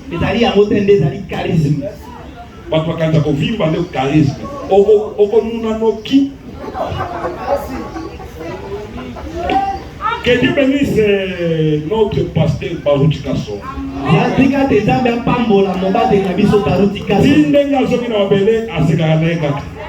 Un grand monsieur. Je cherche des gens comme ça. Qu'il peut bénir. Et cet homme reste toujours un homme. Donc continuez la lecture. Continuons avec la lecture. Le Balaam dit, il resterait un homme qui ne se fera pas passer pour un ange ou un Dieu. Dieu a la ministère là. Dieu cherche un homme qui peut bénir et que cet homme-là reste toujours un homme. Pas un homme qui se fera passer pour un ange ou un Dieu. Il faut que les gens l'adorent.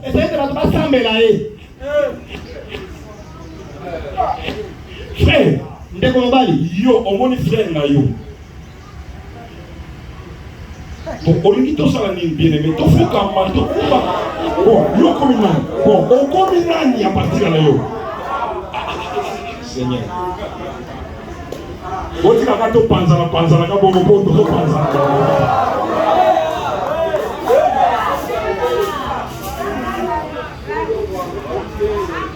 La route est mon tuteur. Matin à la maison la cahier en gros hein. Voilà. Depuis beaucoup mon manala l'idée pour nous comment. Pas un homme qui deviendra un ange. Ezali mototo ya komiko bisa mwanje. Wana tama toko dans l'église.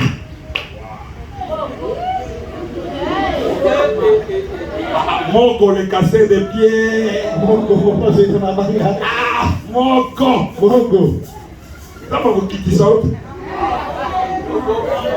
Osa kana nzambe. Yo le kine bukanata. Une pièce est détachée de la montagne pour détruire la statue de Nabucodonosor. Cela est devenu la poussière. Quel genre de statue?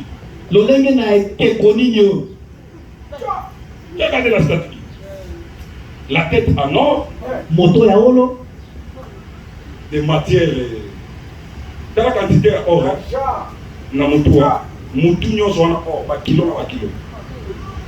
La poitrine d'argent, le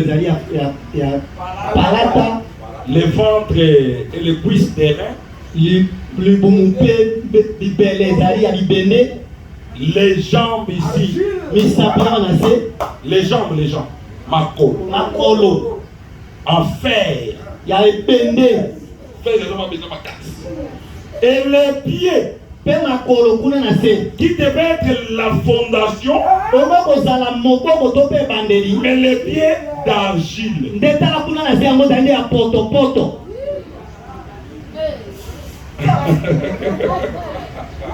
Voilà le monument que le diable construit.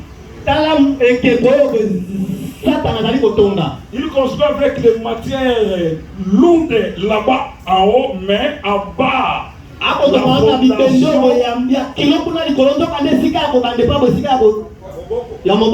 D'argile. Donc lorsque tu t'élèves trop, tiens-toi compte que tes pieds ne sont pas d'argile. Mais lorsque tu construis la statue, il commence avec la foi. Oh, la foi ne peut pas être renversée. Dans la statue d'un homme parfait, la fondation c'est la foi. Et qu'est-ce qui est arrivé à la suite? Ni nde komaki na sima. Une pierre s'est détachée de la montagne. Libanga mo monene eutaki na ngomba. Sans les secours de quelqu'un. Zanga lisungi ya loboko ata wapi te. Pour détruire la statue. Mpona kobebisa ekeko wana. Une pierre se détacha de la montagne. Libanga moko euti kuna na ngomba. Se détachera de la montagne. Emitiki kuna na ngomba. Kobaluka. Se détachera. Ekomiplongola. De la montagne. Uta na ngomba. Pour venir détruire ton orgueil. Pote ya kobebisa kovimba to pe lolendo na yo. Lorsque tu t'élèves trop. La mingi. Moko le casser de moko mo pasoni na mabanga. Moko. Moko. Tu veux souffrir les gens, Moko. Oninyonyo ko la bato. Moko. Reste un homme. Pika kozala moto. Tu ne seras jamais un ange. Okokomaka mwanje te. Tu ne deviendras pas Dieu. Okokomaka eloko na kosambela te. C'est pourquoi je vais vous dire une chose. Moi, merveille. J'apprécie les femmes d'affaires et les hommes d'affaires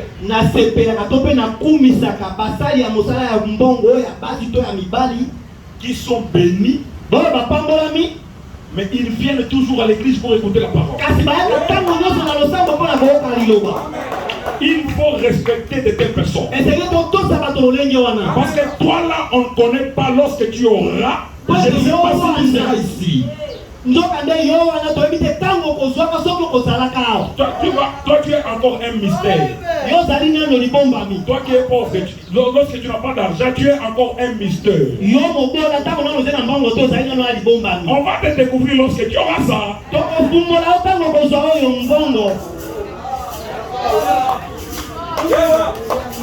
Lorsque, comme je disais à un ministre dans mon église, je me donne la chair le dimanche pour prêcher. Il porte les complets de survêt. Il prend la gomme, il ne prend pas la gomme simple. Il vient là avec la Bible. Moi je dis déjà à la porte de l'église.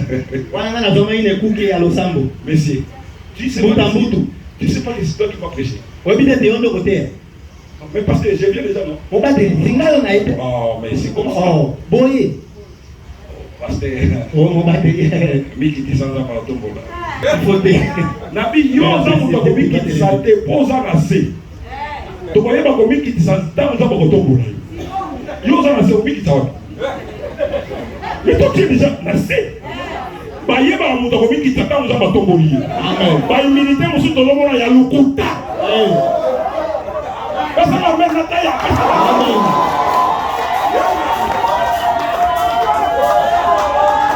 Balikuta mususu papa tika bamazamba pesi bango biso tano na biso lukuta na yo mbongo yaka na besi soko moni moto ozwi mbongo azo maîtriser pesa mwana na nzambe frère bon respecter moto wana pesa nga mena mafuta na te c'est la vérité yo basi bapesa ata $10,000 osima oyoka ndenge motu ezipaka po so sotokanga nazala bongo.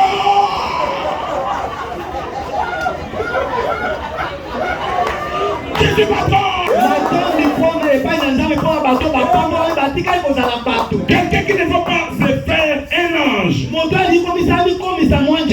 qu'il vienne à l'église, il faut donc qu'il t'appelle ma poutre à la il faut qu'on aille chez lui à la maison pour puisse lui étaler les magnes.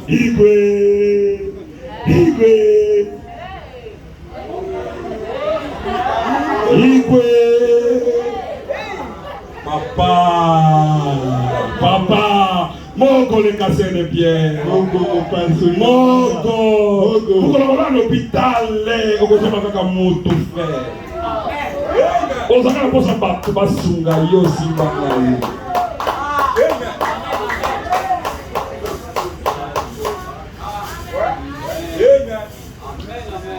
Un homme qui ne va pas se faire passer pour un homme. Il veut devenir une personne importante. C'est une mauvaise attitude.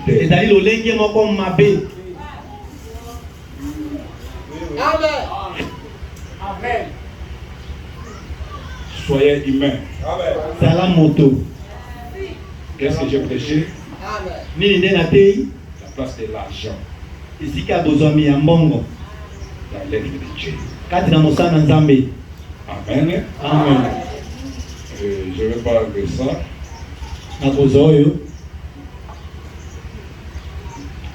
Menacé, tu dois en disant, en disant, eh bien, s'il dit quoi que ce soit sur notre chorale,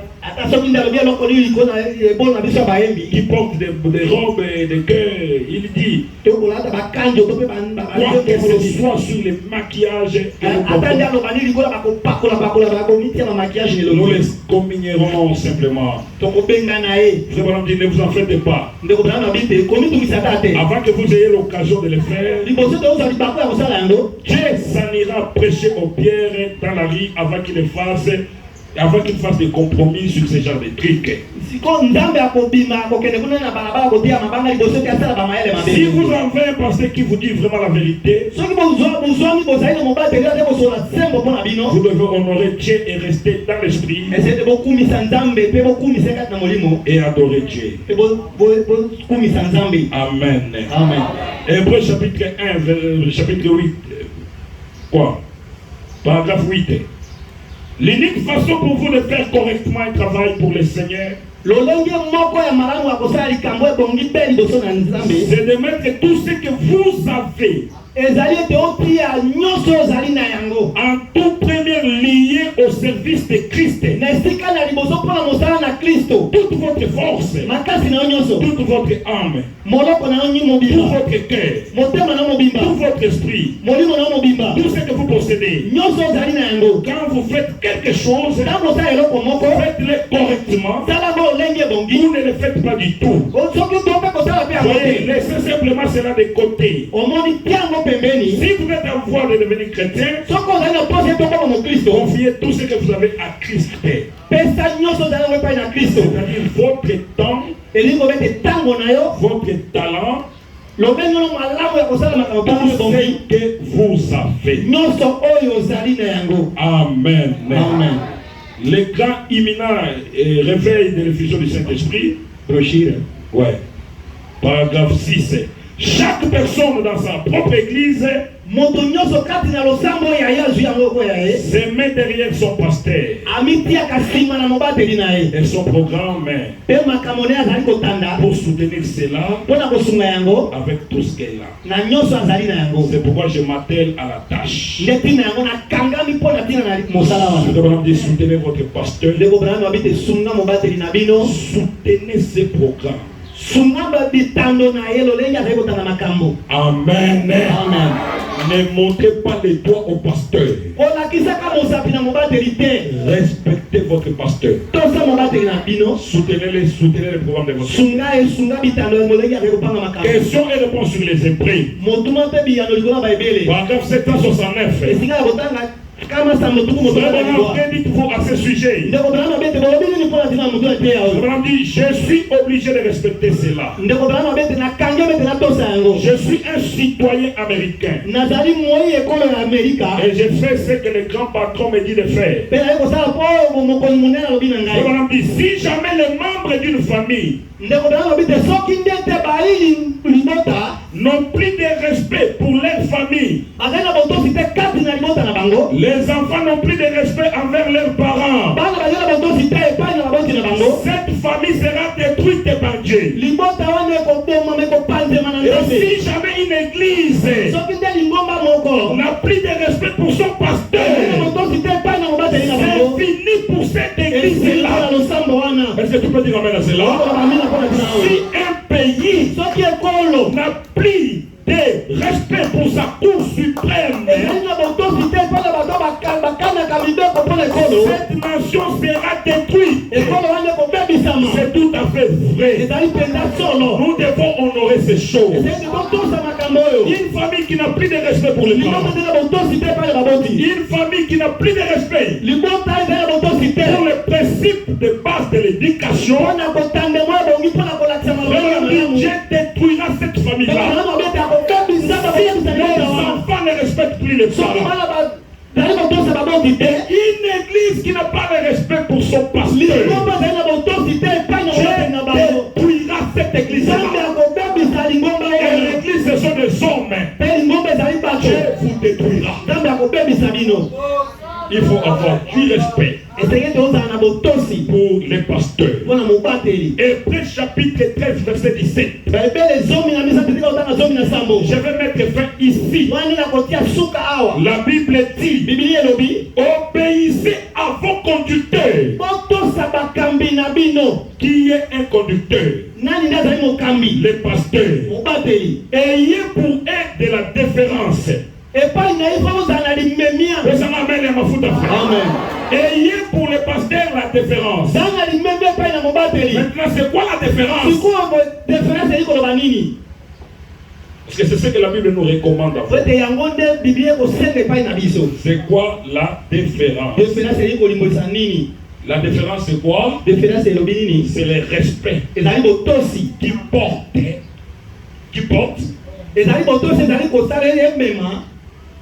qui porte un homme à se conformer à la volonté, au désir, au sentiment de quelqu'un d'autre. Parfois la Bible prend des mots comme ça, mais ça cache beaucoup de choses. Paul dit: ayez de la déférence pour vos conducteurs. Déférence, déférence, qu'est-ce que ça veut dire? C'est le respect qui va dans le sens de vous conformer à la volonté de quelqu'un. Désir de cet homme et ses sentiments. Je peux dire, c'est comme David. Lorsqu'il dit: qui me fera boire l'eau de la source qui est à la porte de Bethléem.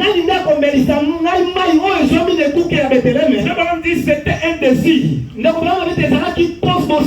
Mais les soldats qui ont écouté cela, David ne les a pas envoyés, il a seulement exprimé ses désirs. Mais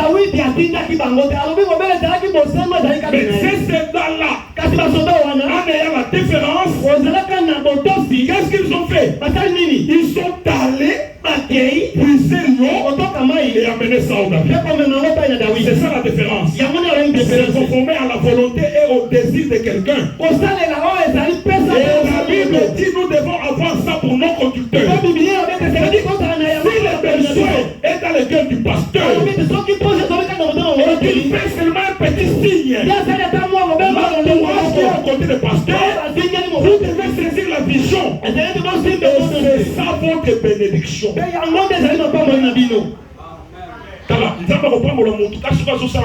Correctement. Si vous avez la négligence, on ne peut pas m'amakate.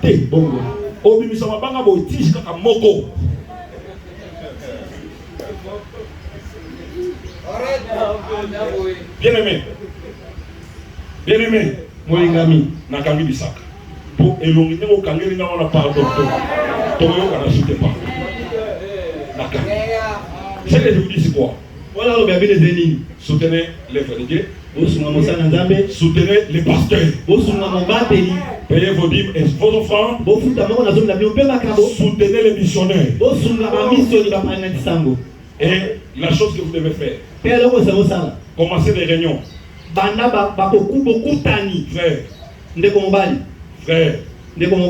Frère Jeff, vous êtes chargé pour la construction de la maison du pasteur. Comment nous pouvons commencer à dormir aisément, mais le pasteur dort mal? David a dit: ça ne peut pas se faire. que je dors dans une bonne maison, mais l'arche de l'Éternel.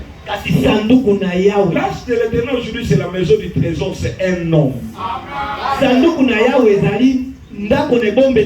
Là où Dieu réserve la nourriture pour son troupeau.